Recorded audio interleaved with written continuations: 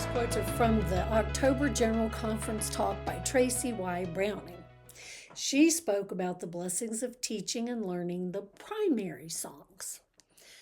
On Saturday, March 8th, 2025, speaking at Roots Tech, President Holland spoke about his near-death experience.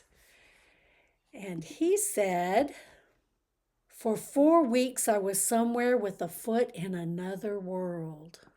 He said he was told to tell the church 2 things, but I'm going to talk specifically about the first thing. He said that we needed to pray more. I thought I prayed all the time, more or less, but the lesson was pray more than you pray. However much you've prayed, pray more. And in however many places you've prayed, pray in more places. However many times during the day you pray, pray more times in the day. And it started to give meaning to me, an overwhelming meaning to me, that it was quite literal when God had said, pray always. When I pondered over how I could pray always, it felt so hard to me. I thought about how much music had helped me throughout my life, and that memorizing songs as a child really has blessed me. But when times got hard or get hard, for me, I have learned to go to a song. What better way to pray always than to always have a song in your heart? The song of the righteous is a prayer unto me, the Lord said. So, here are the quotes by Sister Browning. Though I did not grow up in primary, the Spirit has quickly taught me the sacredness of its songs, and they have become part of my personal worship.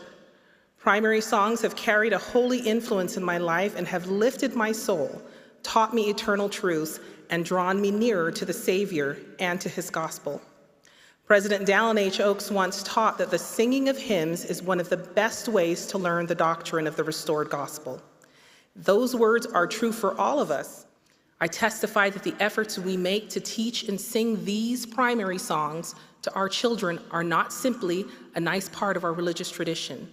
They are sermons for disciples of Jesus Christ, testimonies to the truthfulness of the restored gospel, and prayers set to music. Sacred music can shine the light of Christ on the hearer and pour it into the heart of the singer. Dear friends, Jesus still wants us for a sunbeam. A prophet of the Lord, President Russell M. Nelson taught, music can exert a continuing influence for good well beyond times when children are small. It has the power to provide spiritual nourishment. It has healing power. It has the power to facilitate worship. It allows us to contemplate the Savior's atonement and the restoration of the gospel with its saving principles and exalting ordinances. Music provides power for us to express prayerful thoughts and bear testimony of sacred truths. I know that we are literal children of God, created in his image, endowed with divine potential, and invited to return to live with him if we choose to follow Jesus Christ. I am a child of God, and he has sent me here. We can stop there. I know that Jesus Christ is our perfect example. And as we follow him by serving, forgiving, and loving others, we become more like him day by day.